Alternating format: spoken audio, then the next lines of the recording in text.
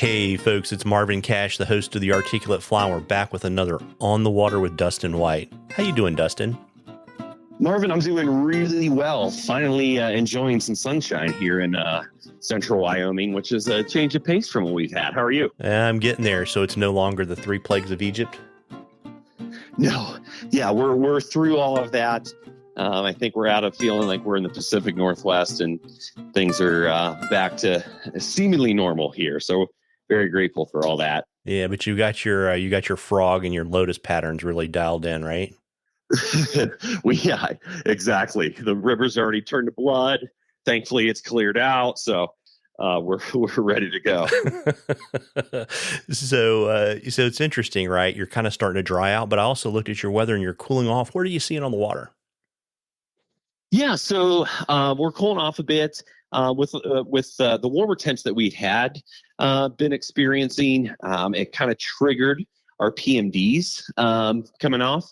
And so even with the minor cooling off, water temps are still conducive for PMD to be seen on most drainages that we're fishing.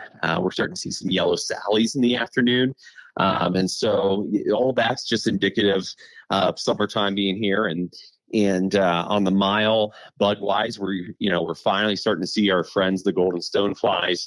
So we're really amped. That golden hatch is right around the corner. Yeah, and as we were talking before we started recording, like literally no joke, don't go fish the bighorn. No, yeah, it's not safe. Hot Springs County issued, a public service announcement warning, mandates, whatever you would want to call it, basically telling folks stay away from the river, don't go near it, don't let your pets near it.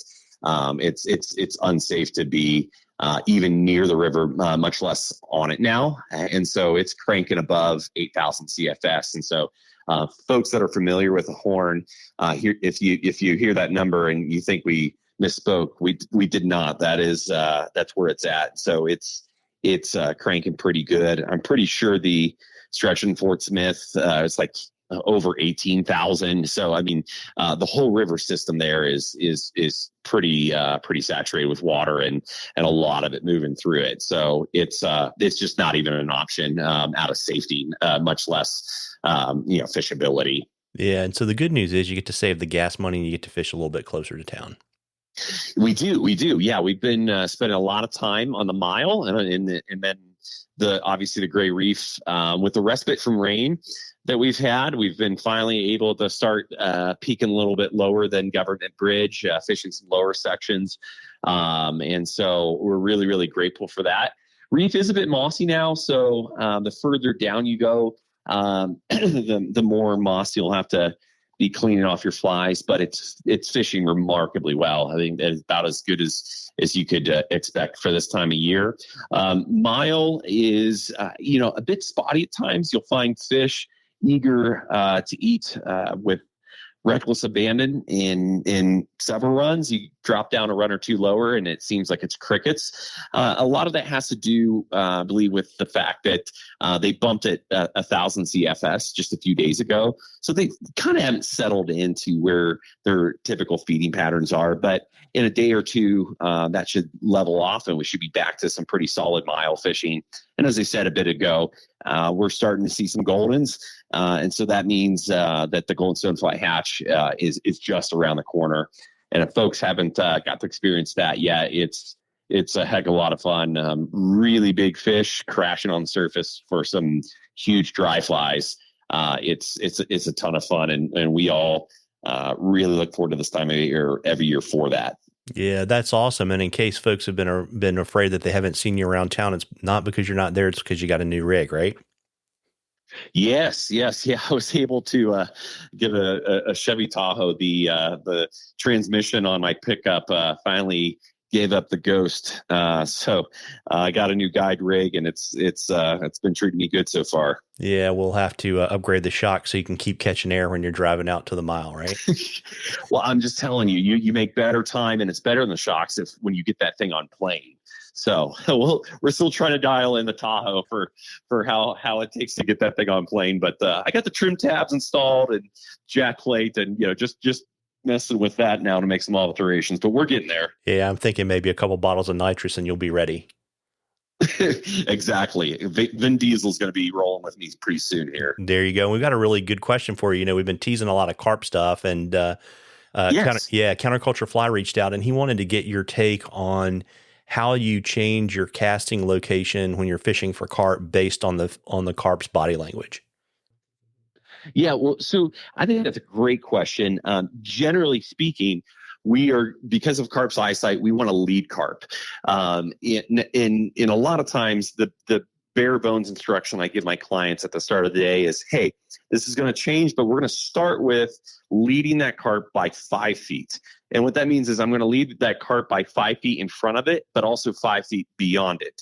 That changes, and the casting location, all of that changes, as you said, based on the body language of carp. So if you see that tail up skyward and that face down in the ground, well, then what we're going to want to do is that window of leading that carp is going to shrink, because I want to be able to strip or retrieve my pattern right in front of its face. If you have fish that are moving pretty fast, if they're cruising with some intent, first of all, it's probably not a fish that we're going to entice to eat as easily as those that are kind of moving slower, like look like they're on the prowl.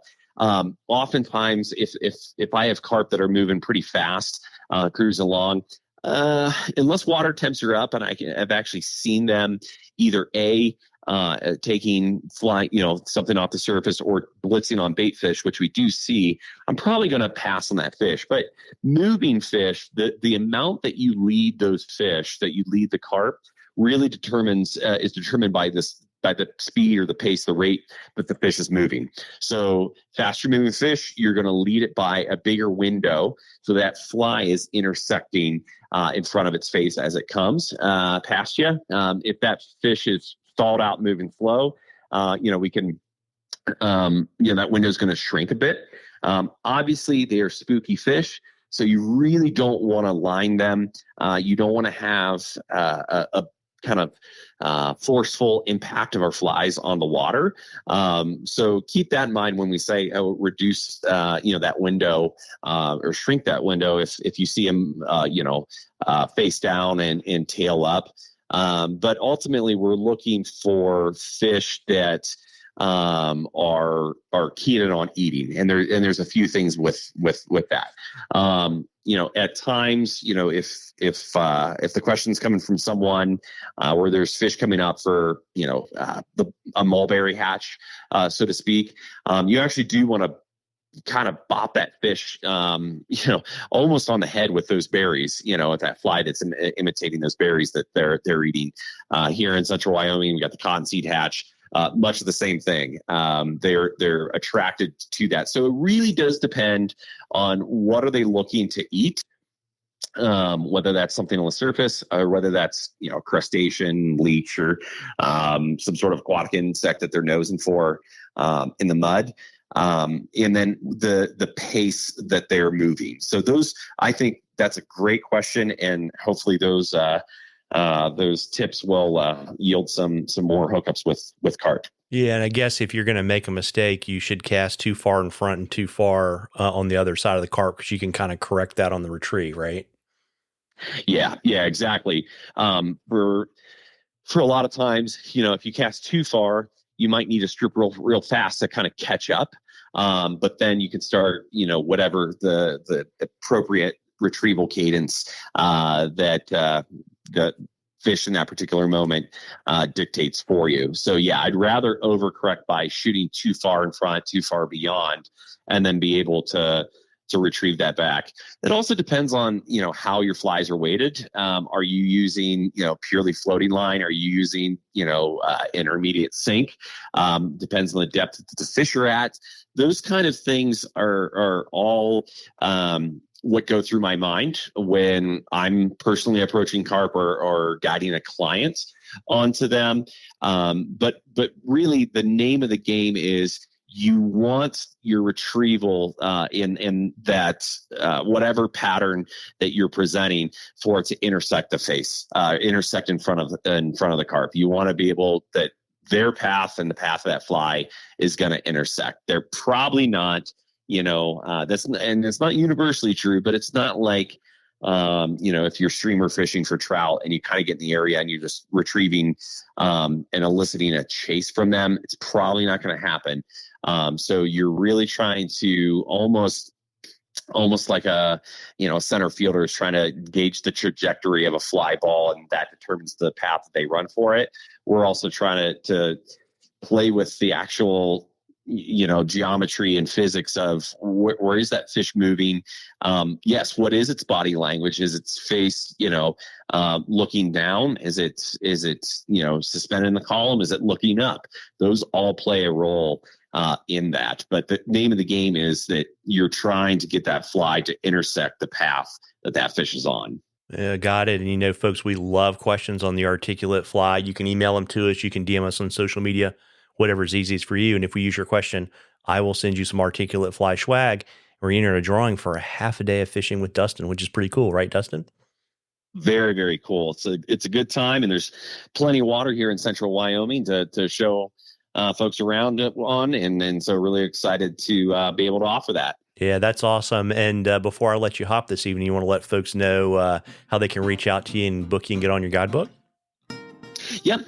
Proudly guiding for the Ugly Bug Crazy Rainbow Fly Fishing here in Casper, Wyoming. So you can give the shop a call at area code 307-234-6905, or you can find me on social media at Dustin James White. Well, there you go. Well, listen, folks, you owe it to yourself to get out there and catch a few. Tight lines, everybody. Tight lines, Dustin. Tight lines, Marvin. Thanks so much.